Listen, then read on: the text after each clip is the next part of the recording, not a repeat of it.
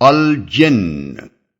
نام الجن اس سورہ کا نام بھی ہے اور اس کے مضامین کا عنوان بھی، کیونکہ اس میں جنوں کے قرآن سن کر جانے اور اپنی قوم میں اسلام کی تبلیغ کرنے کا واقعہ تفصیل کے ساتھ بیان کیا گیا ہے۔ زمانہ نزول بخاری اور مسلم میں حضرت عبداللہ بن عباس رضی اللہ عنہ کی روایت ہے کہ رسول اللہ صلی اللہ علیہ وسلم اپنے چند اصحاب کے ساتھ بازار عکاظ تشریف لے جا رہے تھے۔ راستے میں نخلا کے مقام پر آپ صلی اللہ علیہ وسلم نے صبح کی نماز پڑھائی۔ اس وقت جنوں کا ایک گروہ ادھر سے گزر رہا تھا۔ تلاوت کی آواز سن کر وہ ٹھہر گیا اور غور سے قرآن سنتا رہا۔ اسی واقعے کا ذکر اس سورہ میں کیا گیا ہے۔ اکثر مفسرین نے اس روایت کی بنا پر یہ سمجھا ہے کہ یہ حضور صلی اللہ علیہ وسلم کے مشہور سفر طائف کا واقعہ ہے، جو ہجرت سے 3 سال پہلے 10 نبوی میں پیش آیا تھا، لیکن یہ قیاس متعدد وجوہ سے صحیح نہیں ہے۔ طائف کے اس سفر میں جنوں کے قرآن سننے کا جو واقعہ پیش آیا تھا، اس کا قصہ سورہ احقاف آیات 29 تا 32 میں بیان کیا گیا ہے۔ ان آیات پر ایک نگاہ ڈالنے ہی سے معلوم ہو جاتا ہے کہ اس موقع پر جو جن قرآن مجید سن کر ایمان لائے تھے، وہ پہلے سے حضرت موسیٰ علیہ السلام اور سابق کتب آسمانی پر ایمان رکھتے تھے۔ اس کے برعکس اس سورہ کی آیات 2 تا 7 سے صاف ظاہر ہوتا ہے کہ اس موقع پر قرآن سننے والے جن مشرکین اور منکرین آخرت و رسالت میں سے تھے۔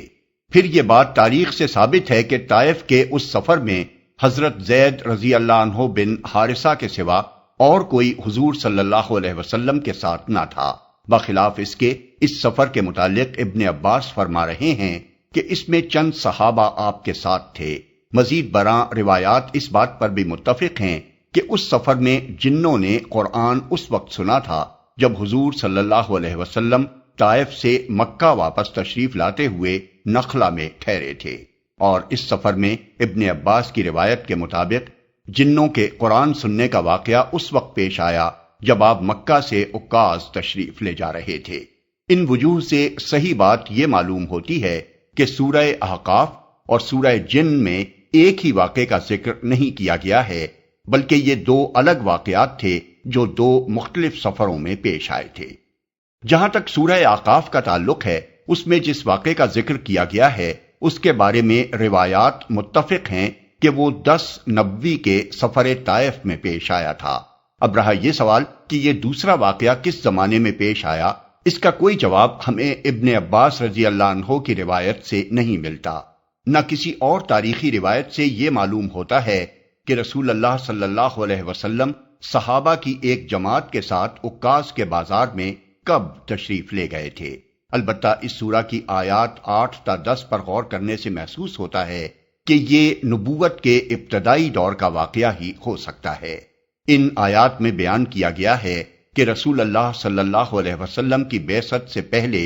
جن عالم بالا کی خبریں معلوم کرنے کے لیے آسمان میں سن گن لینے کا کوئی نہ کوئی موقع پا لیتے تھے، مگر اس کے بعد یکا یک انہوں نے دیکھا کہ ہر طرف فرشتوں کے سخت پہرے لگ گئے ہیں اور شہابوں کی بارش ہو رہی ہے، جس کی وجہ سے کہیں ان کو ایسی جگہ نہیں ملتی جہاں ٹھہر کر وہ کوئی بھنک پا سکیں۔ اس سے ان کو یہ معلوم کرنے کی فکر لاحق ہوئی کہ زمین میں ایسا کیا واقعہ پیش آیا ہے یا آنے والا ہے جس کے لیے یہ سخت انتظامات کیے گئے ہیں۔ غالباً اسی وقت سے جنوں کے بہت سے گروہ اس تلاش میں پھرتے رہے ہوں گے، اور ان میں سے ایک گروہ نے رسول اللہ صلی اللہ علیہ وسلم کی زبان مبارک سے قرآن سن کر یہ رائے قائم کی ہوگی کہ یہی وہ چیز ہے جس کی خاطر جنوں پر عالم بالا کے تمام دروازے بند کر دیے گئے ہیں۔ جن کی حقیقت۔ اس سورہ کا مطالعہ شروع کرنے سے پہلے یہ جان لینا ضروری ہے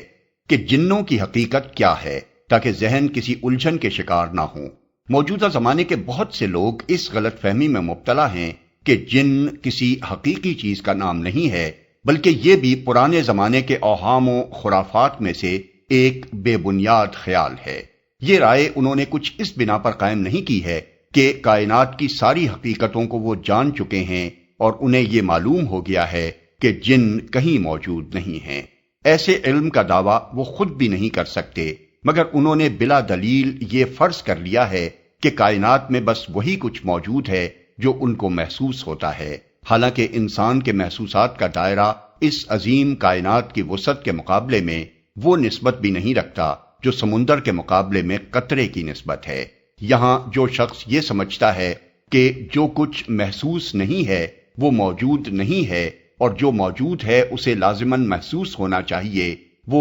دراصل خود اپنے ذہن کی تنگی کا ثبوت دیتا ہے۔ یہ طرز فکر اختیار کر لیا جائے تو ایک جن ہی کیا انسان کسی ایسی حقیقت کو بھی نہیں مان سکتا جو براہ راست اس کے تجربے اور مشاہدے میں نہ آتی ہو، اور اس کے لیے خدا تک کا وجود قابل تسلیم نہیں ہے، کجا کہ وہ کسی اور غیر محسوس حقیقت کو تسلیم کرے۔ مسلمانوں میں سے جو لوگ اس طرز فکر سے متاثر ہیں مگر قرآن کا انکار بھی نہیں کر سکتے، انہوں نے جن اور ابلیس اور شیطان کے متعلق قرآن کے صاف صاف بیانات کو طرح طرح کی تعویلات کا تختہ مشق بنایا ہے۔ وہ کہتے ہیں کہ اس سے مراد کوئی ایسی پوشیدہ مخلوق نہیں ہے جو اپنا ایک مستقل وجود رکھتی ہو، بلکہ کہیں تو اس سے مراد انسان کی اپنی بہیمی قوتیں ہیں جنہیں شیطان کہا گیا ہے، اور کہیں اس سے مراد وحشی اور جنگلی اور پہاڑی قومیں ہیں، اور کہیں اس سے مراد وہ لوگ ہیں جو چھپ چھپ کر قرآن سنا کرتے تھے۔ لیکن قرآن مجید کے ارشادات اس معاملے میں اس قدر صاف اور صریح ہیں کہ ان تعویلات کے لیے ان کے اندر کوئی ادنا سی گنجائش بھی نہیں ہے۔ قرآن میں ایک جگہ نہیں بکثرت مقامات پر جن اور انسان کا ذکر اس حیثیت سے کیا گیا ہے کہ یہ دو الگ قسم کی مخلوقات ہیں۔ مثال کے طور پر ملاحظہ ہو سورہ آراف آیت 38، ہود 119، حامیم السجدہ آیات 25 اور 29، احقاف 18، الزاریات آیت 56، الناس آیت 6، اور سورہ رحمان تو پوری کی پوری اس پر ایسی صریح شہادت دیتی ہے کہ جنوں کو انسانوں کی کوئی قسم سمجھنے کی کوئی گنجائش ہی نہیں چھوڑتی۔ سورہ آراف آیت 12، سورہ ہجر آیات 26 اور 27 اور سورہ رحمان آیات 14 اور 15 میں صاف صاف بتایا گیا ہے کہ انسان کا مادہ تخلیق مٹی ہے اور جنوں کا مادہ تخلیق آگ۔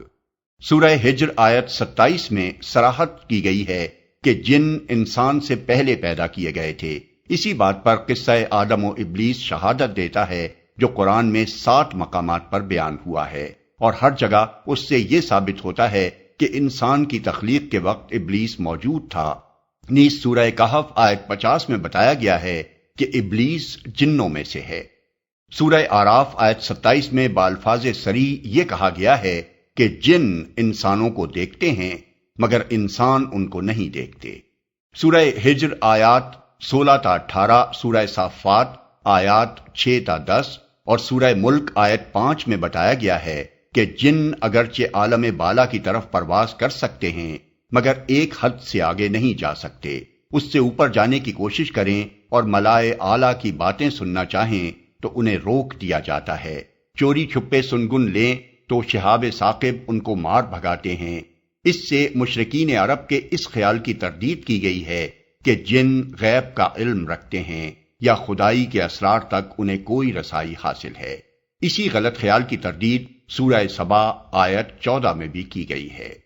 سورہ بقرہ آیات 30 تا 34 اور سورہ کہف آیت 50 سے معلوم ہوتا ہے کہ زمین کی خلافت اللہ تعالیٰ نے انسان کو دی ہے اور انسان جنوں سے افضل مخلوق ہے۔ اگرچہ بعض غیر معمولی طاقتیں جنوں کو بھی بخشی گئی ہیں، جن کی ایک مثال ہمیں سورہ نمل آیت 7 میں ملتی ہے، لیکن اسی طرح بعض طاقتیں حیوانات کو بھی انسان سے زیادہ ملی ہیں، اور وہ اس بات کی کوئی دلیل نہیں ہے کہ جانوروں کو انسان پر فضیلت حاصل ہے۔